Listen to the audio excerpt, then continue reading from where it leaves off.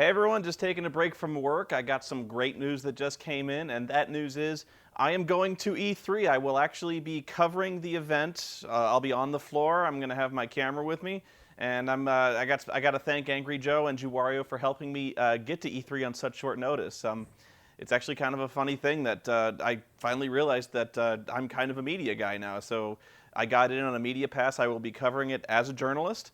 I'm going to be visiting. I'm going to try to visit all the major, the Keystone events, the big three, Nintendo, Sony, and Microsoft, and see what they've got to say, see the new products they've got lined up. And I will be very happy to be prowling the floor, collecting some free swag, which I will then show and review to you guys. And also, I'm going to see what the new games are. I'm actually really excited to see what this is. Kind of an exciting time in gaming right now. The major new consoles are established. People are developing for the first time, and I've heard a lot of exciting things about some new games that are coming out. So I will be going to. I will probably be prowling the lesser known. Lesser known sounds bad, but I'll be prowling some of the smaller developers because I really want to see what they're doing. And yes, I will hit the Square Enix booth because I got to see what the next Final Fantasy installment is going to be.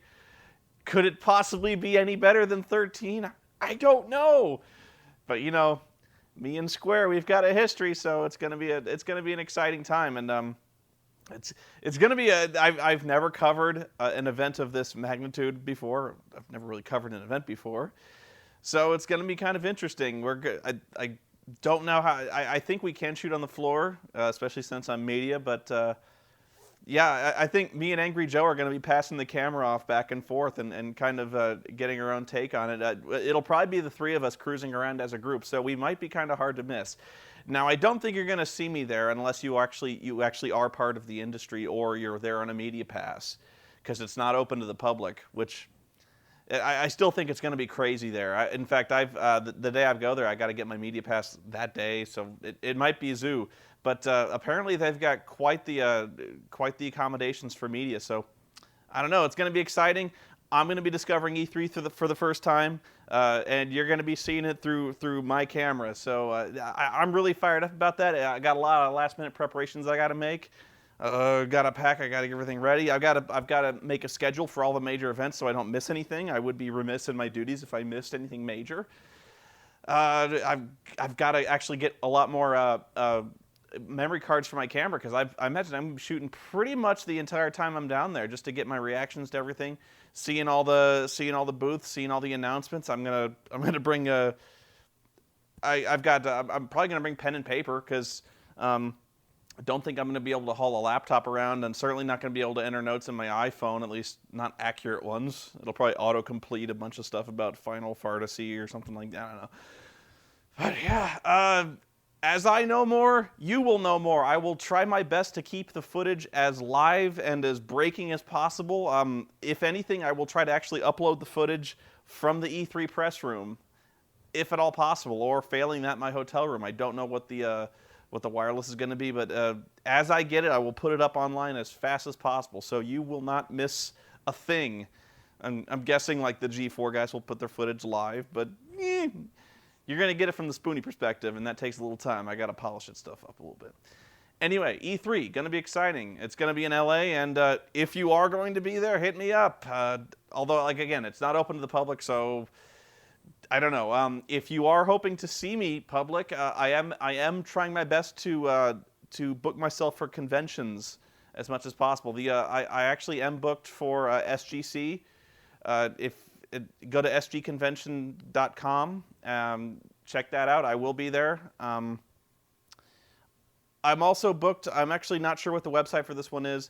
I believe it's called DaishoCon. I believe it's in Wisconsin. I will be appearing at DaishoCon, or at least that's the plan. I'm scheduled there. So I'll actually see if there's any new news on that one. I'll put it up on this website. I'll put it up on this web zone. But anyway, I've also got, there's so much. It's actually kind of I should be a lot more stressed out than I am, and maybe the stress will set in later, but a lot of things are coming together, and I've got so many projects that I'm working basically around the clock on all this stuff. And it's kind of funny that I've been playing a lot of games, but those games are actually part of work. So it's actually, I've got so many games to play that it's seeming like work now. So I'm actually taking breaks from games now. So when I got the message, I was working on Final Fantasy X. I am working on that pretty feverishly because I want to get a part out before I leave for E3. And I have been working on that kind of off and on. I've just had so many things that, Kick-Assia was actually something that really delayed the Final Fantasy thing. So I had that. I really wanted to get Privateer 2 out. I wanted to get a movie review out. Got a ton of movies I wanted to do. And the reason I did Deadly Premonition was not only because I wanted to get kind of a Let's Play out. I heard it was really kind of a funny game, so I wanted to do that. But also, it's because I was doing a major upgrade of how I was doing my video. I've been learning Adobe Premiere. I've been pretty much crash coursing myself when I'm not working. I've been training myself on that, and also I've been upgrading my hardware. So really, the Let's Play of Deadly Premonition was not so much an attempt to rip off a giant bomb or whatever, but really to test out my new equipment to get footage off consoles. So when I upgraded my computer, most of my major video capture ability was kind of nixed because my TV card doesn't work under Windows 7. Everything got really complicated, but yeah. So I was testing out my equipment mainly with Deadly Premonition. The other things I've been doing, I got hung up playing Red Dead Redemption mainly for myself, but I played it pretty much all the way through over the course of like 4 days. And my review of Red Dead Redemption, I liked it a lot. It's kind of funny because my praise is mixed, but I would hardly recommend this one because it feels really authentic and really cool. Like it's really dismissive to call it Grand Theft Horse. The general system is the same, but I think they've done quite a lot to make the experience as authentic of a Western movie as possible. You know, it does really feel like you're a gunslinging badass, and it feels really cool riding a horse around. Even simple things like you might think would be pretty boring, like driving cattle or roping horses, chasing criminals on horseback. It feels really cool. I like the. I actually kind of wish they had done more with the filters. I understand there's actually a cheat code that installs like a grainy filter over everything. Maybe that would have done more. I actually like the music, although I thought they could have gone even more with the Morricone type of music. But I still think it's really, really good. I think if there's major complaints that I had against Red Dead Redemption, is that one, it's almost a little too easy, and it's hard to explain because if they had gone the other way, I might have said it was way too hard. And the reason it's easy is because there's an aim assist feature, and so pretty much you get to the point where you're really, really good at the auto assist, where you're getting headshots all over the place. Like if you're aiming in the general direction of a bad guy, you pull the left trigger, your aim zooms in on this guy, and then you're just going to pull up a little bit to get the headshot. So you kind of get into this rhythm where you're like, zoom in, up, headshot, zoom in, up, headshot. And you get to the point where you're getting rushed by like 20 or 30 guys, and you have like an Evans repeater which has 22 rounds in it. So you're like, ping, ping, ping, ping, ping, ping, and you've just killed like 15 dudes on one magazine. There's these dead bodies like all right around you, and you're just like, I am the god of blood, you know. So it's kind of ridiculous at some point how you become this humanoid typhoon, you know. You're killing like crazy, and at the same time, you need that auto assist because had they not done that, this game would all of a sudden become so much harder because you'd be trying to track down this one little pixel, like, God damn it, like trying to track down these guys. You'd never hit anything. So it's kind of funny where like with it, it's almost too easy, and without it, it would be way too hard. And then maybe you might argue that's bad game design. I don't know. But at the same time, they still keep the challenge, I think, pretty average. I mean, there are some harder missions than others. I would have liked to have seen, I hate to say boss fights, but there are very few set pieces where you actually have to get very creative with your targeting or anything like that. I hate to say bosses because then you start thinking like the Wild Wild West where there's like a giant mechanical spider or something. There's really only one time where you're fighting anything extraordinary, and that's when the boss has like a Gatling gun and you're trying to get him off the Gatling gun. Yeah, maybe if they had done some way where I hate to say like iron sights, where you're looking down iron sights and shooting at things, that might have actually been pretty cool. The only time you ever look down a scope is when you have the sniper rifle. And if you start doing like Iron Sights, then all of a sudden you're just doing a first-person shooter. Although that might not have been so bad, like having it be first-person shooter, then jumping on a horse and riding around. I don't know. But again, it's definitely, I think it's a great experience. I think it's definitely a worthy successor to Grand Theft Auto, especially since I was kind of burned out on the Grand Theft Auto experience. I thought this was a really refreshing original take on it. I'd highly recommend it.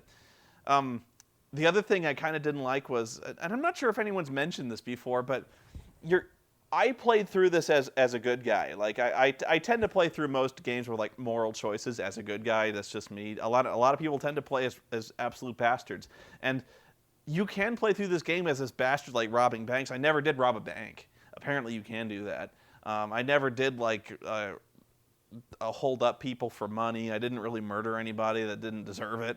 Actually, one time I was saving this prostitute from getting cut up. I shot the guy in the back, and I lost like 30 points of honor. I was like, "What? No, he was gonna do this thing." But what's funny is when you're playing the storyline mission, you're a good guy, like unabashedly a good guy. In fact, John Marston is almost too wussy of a good guy. He doesn't really scream like you kind of want to play in this game, like the man with no name, takes no crap, don't tread on me type of guy. Where you kind of wish that John Marston wouldn't say as much as he does. Like, you kind of figure, you almost wish he'd be like the silent protagonist from GTA 3. Like, you kind of want to play this silent, mysterious gunslinger. By the end of this one, you kind of know like, you hear the words John Marston like 8 zillion times in the course of this because he introduces himself to everybody. He walks up to people, like, who are just kind of sitting around in the middle of the desert. He's like, "Hey, what's up? What are you doing out here?" Like, so... John Marston, you kind of figure you'd be playing a character who isn't this nice. And so there's a lot of times when he agrees to help people that he'd have, like, you would never agree to help any of these guys, like this really weird Mexican warlord who is unabashedly like raping women and murdering people and like burning down villages. And he's like, "Hey, gringo, why don't you burn down that hut over there?" And Marston's like, "I don't really want to." He's like, "Just do it or you'll never find that guy. Orale."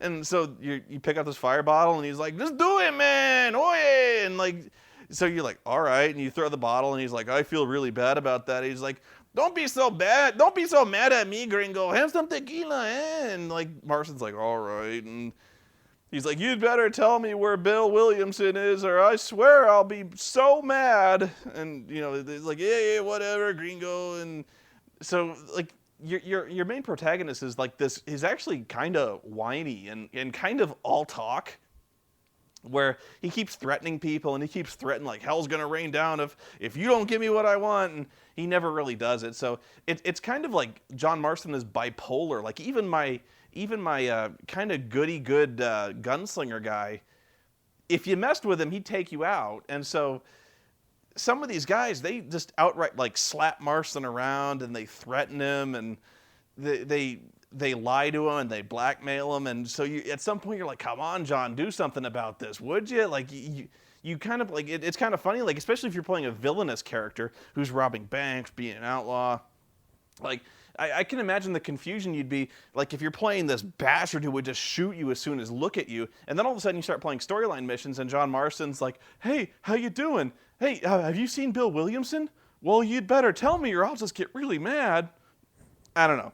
So if you're playing a good guy, there's kind of a disconnect there between the character you're playing and the storyline missions. I haven't played the multiplayer, and it's not for lack of trying. I just cannot ever seem to get online when most of the other people I have in my friends list are online. I understand there's also kind of a disconnect there where like when you're playing in the online lobby, the world seems kind of empty. Again, I haven't experienced that. I would love to play multiplayer against some kind of like siege scenario where you're like defending the Alamo or something like that. I bet that would be really awesome. Maybe some kind of endurance round. I think they do that. What else? Yeah, I liked it. It's actually kind of a funny time where there's so many good games that came out lately that it was kind of a crush to get them all just get my thoughts on them. So like there was Prince of Persia, which I haven't played. I've seen my brother play it. It looks pretty good. It doesn't really look like there's much to differentiate it from the other Prince of Persia games. It definitely looks better than the last Prince of Persia. What's kind of funny was I thought there were serious flaws with the original two Prince of Persias on the PS2, the original one and the one that had all the Godsmack in it with like the Warrior Within and the two princes. I actually really like Two Princes, or Two Thrones, Twin Thrones, I think. I actually thought the Godsmack one was pretty good, although the Godsmack was pretty overbearing. I did like the darker tone to it, but I think a lot of people were like, "Oh, the Prince is emo now." I don't know. Sometimes when I'm playing, when I see the new Prince of Persia played, I keep missing the Godsmack. I don't know why. I've been playing Deadly Premonition. I will have another part of this up soon. I'm trying to figure out. A lot of people have been very helpful in emailing me tips on this one to help mitigate some of the crappier factors. I understand that the driving sequences are horrendous crap, and so apparently there's a radio you can get that will help eliminate a lot of the driving. So I'm working on that. And somebody posted on my Twitter like, "You need to get the infinite machine gun," which is I always get a chuckle out of hearing tweets like that. Like, get the infinite machine gun. This will make this game so much better. Like it's trying to purport itself to be a real horror game, and the guy's got an infinite machine gun. I don't know. Another game I've been playing, I just started playing Alan Wake, and I've only gotten past the first chapter, and I really like it. I play so many survival horror games that it's actually kind of in tone, not quite similar. It's a lot less goofy than Deadly Premonition, but there are similarities in that you're kind of in like a Twin Peaks locale, and that's by design, because like the whole thing is, I think, kind of meant to be a Stephen King homage. Like it's about an author, and most of Stephen King's books are about authors who are, embroiled in like supernatural crap, and most of them take place in a northeastern town. So in that regard, Stephen King's kind of become like an archetype for all of these horror settings. So there's kind of a Stephen King archetype now, where you're kind of in this northeastern area, a wooded area, with an author who's experiencing strange things. And so, like, if you've ever seen In the Mouth of Madness, I'm sure in both Deadly Premonition and Alan Wake, I'm going to see In the Mouth of Madness quotes, because the whole time I'm thinking, like, you see standees of Alan Wake, and then I keep thinking there's going to be an axe murder coming in, reading like, "Have you ever read Sutter Kane?" or "Do you read Sutter Kane?" Something like that. And if you haven't seen In the Mouth of Madness, that's one of my favorite movies. I'd check it out. Alan Wake, from what I've seen, it's an over-the-shoulder type shooter. And I don't know if it's because I'm playing on the harder difficulty. I started playing hard because that's how I roll.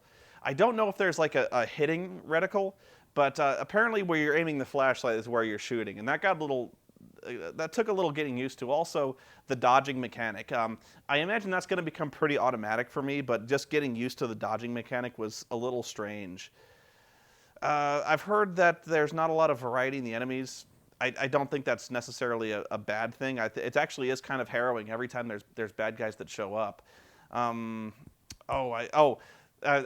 posted this on my Twitter. It actually seems to be very knowledgeable about the Stephen King archetype, because, and even the David Lynch style of storytelling, because one of the first things that happens at the end of the first chapter, this is not a spoiler, but kind of the music at the end of the first chapter is Roy Orbison's In Dreams, that starts off with the candy-colored clown they call the Sandman. And if you've ever seen Blue Velvet, which raises memories of the late, great...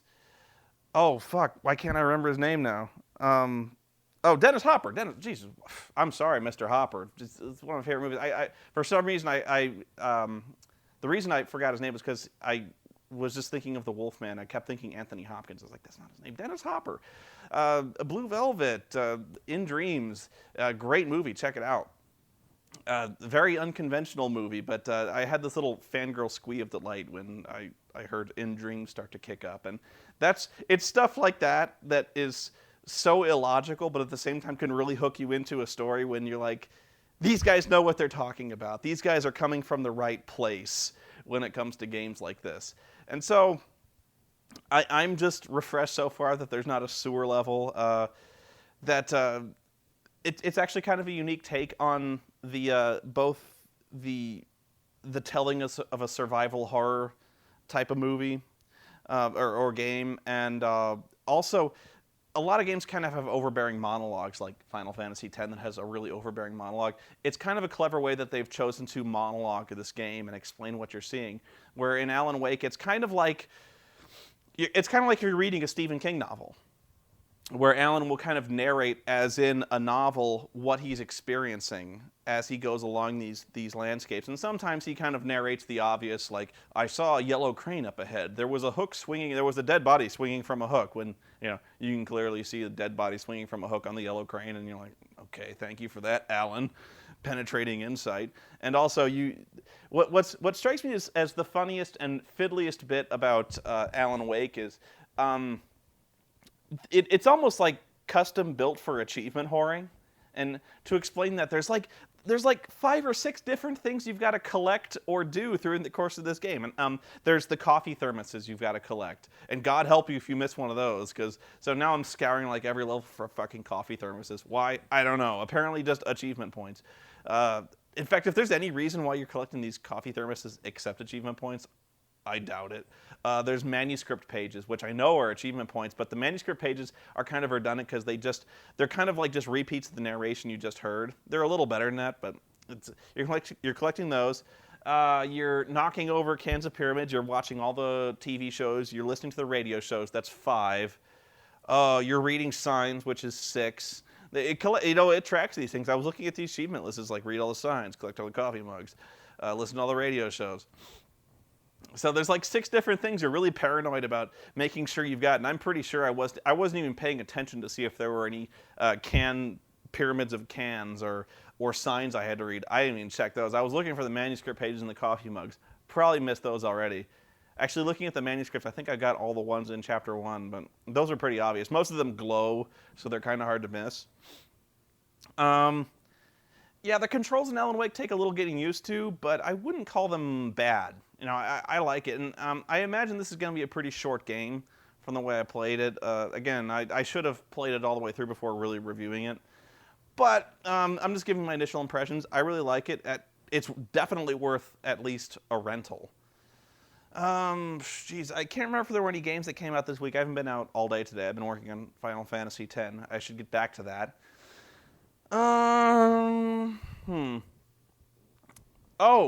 Yeah, the other big thing, I have so many projects I got to do. I'm working on 2 board game reviews, not like board games, but I tweeted this a while back where I was going to challenge my brother to War of the Ring. I'm still working on getting that done. I've actually got the game set up in the other room over there.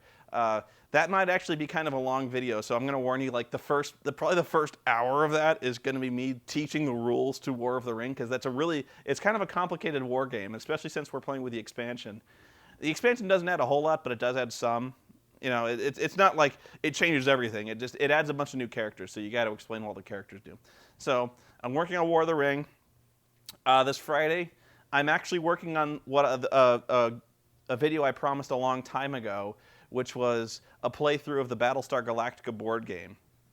I'm trying to get on like at least 4 people, counting me, and I'm trying to work out how I'm going to get that shot, both of the board game things, because it's going to be kind of awkward. Like if I'm holding the camera, I can't play the game, or at least not easily.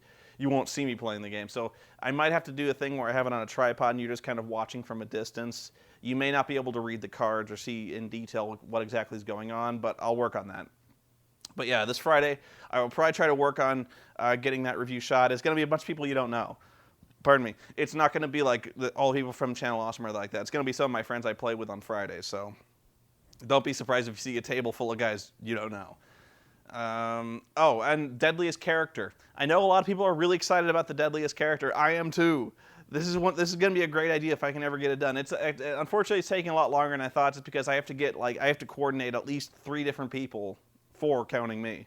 I can confirm that James Rolfe has already shot and has sent me the footage for his scientific analysis of Mechagodzilla, because he did a Godzilla-thon marathon, so he's by far one of the most knowledgeable people in the world on Mechagodzilla. I'm also getting Linkara to shoot footage of his analysis of the Megazord and the Power Rangers. I'm also, there was some fans who were very generously, one in particular who is doing the majority of the work, rendering the battle between the Megazord and Mechagodzilla. And you saw some of the footage in the promo, that I put up, and it was excellent. And he's apparently says he can do even better than that with like sound effects, music, different angles, different cuts, doing all this neat stuff. So I'm really excited to see what he comes up with. So I'm still waiting on those guys, but there's no rush on that one. As soon as they can get it done, I'll be perfectly happy. Then I got to do the voiceovers, edit it together. Should be great. It's going to be a great show, and I've already got the next one planned. I don't have the expert slotted in for the next one, but I'm going to have that as a little teaser at the end of the first episode, so not to look too far ahead. I've also got, I've got 2 game reviews planned and a new series of, I remember when I mentioned Ultima 9? I'm planning a series based on the Ultima, around the Ultima series, where I'm kind of reviewing a lot of the games back there. So I've got all that planned, got so much to shoot, got so much to write, and I'm going to get back to it. And I got all that on top of E3. So, I'm busy, but until then, I'll see you guys around, and thanks for supporting the site, and thanks for supporting Kick-Ass. See you later, everyone.